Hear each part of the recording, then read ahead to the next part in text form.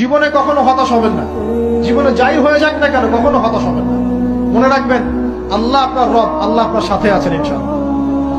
এই সমাজ আপনাকে যেভাবে শেখায়, কিভাবে শেখায়, এই যে স্কুল, কলেজ, ইউনিভার্সিটি, চাকরি, বিয়ে, সন্তান প্রতিপালন, আর তারপর ইন্না লিল্লাহি ওয়া ইন্না ইলাইহি রাজিউন, এই তো শেখায় নাকি? সবসময় মনে রাখবেন যে আল্লাহ রাব্বুল আলামিনের পরিকল্পনাই আপনার উপরে সবচেয়ে বেশি অগ্রাধিকার যোগ্য, সমাজের পরিকল্পনা নয়।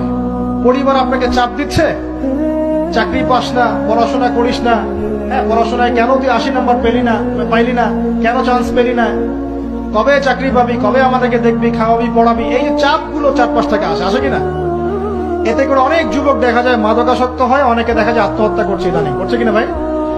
এই শব্দটা থেকে আমি এই পয়েন্টটা আজকে লিখেছিলাম যে ভুলেও আল্লাহর প্রতি বিশ্বাস এবং তাওয়াক্কুল হারাবেন না। সমাজ যেভাবে শেখায়, সমাজ চারপাশে যে চাপ আপনাকে দিচ্ছে, এই চাপে নিজে গা ভাসিয়ে দিবেন না। আপনি আল্লাহর কাছে দোয়া করবেন, আল্লাহর কাছে পথ চেয়ে নিবেন এবং আল্লাহর প্রতি তাওয়াক্কুল ভরসা করবেন, কখনো আত্মহত্যার পথ বেছে নিবেন।